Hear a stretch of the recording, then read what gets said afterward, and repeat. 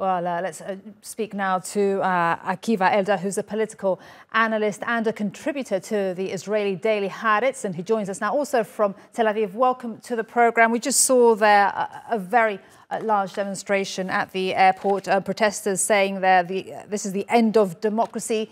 Can these protesters do anything to change Netanyahu's mind at this point? Well, I think that if they are not able to do this, nobody can. Not even the President of the United States, who has actually put an embargo on our Prime Minister, and the Knesset, which is actually part of a faction of the government, of the inner cabinet, and they offer automatically 64 fingers for anything that this government wants to pass. So the last resort is those people that we see now, the images, those brave people, including old, young. Now it's a summer vacation, so you see many students and young children over there that are willing to lie on the ground, to lie on the highway and stand in front of hoses and water cannons, and they will not give up. They won't give up. Akiva, we have been seeing these protests now for months. Who is protesting exactly, and why are they not getting through to Prime Minister Netanyahu?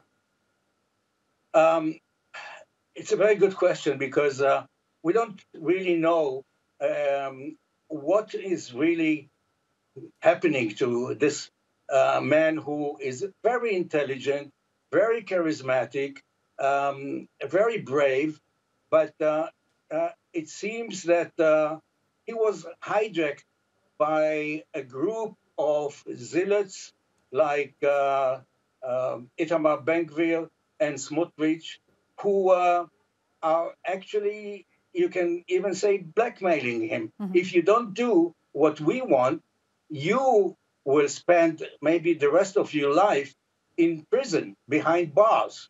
So he's willing, actually, I believe, to sacrifice the interest of his state. Actually, former Prime Minister Shamir said, from the Likud, said many years ago, he predicted that Netanyahu will be willing to sacrifice what he called Greater Israel in order to serve his own interest, his own family's interest. And with that, Akiva, of course, there is the corruption case still pending for Netanyahu. And just looking at what your newspaper Haaretz is describing this as a day of resistance, what impact is this having on Israel's democracy, on Israel's economy? Because it's been months now. Yeah, first of all, Amalia, if not for these people, it would not be, we would not be talking now about the preliminary or first reading. It would be behind us. This is the only thing, those people in the streets, that are deterring them from moving forward. And if you remember, they actually imposed on Netanyahu and the opposition to start kind of a dialogue, negotiations under the auspices of the president of Israel, President Herzog.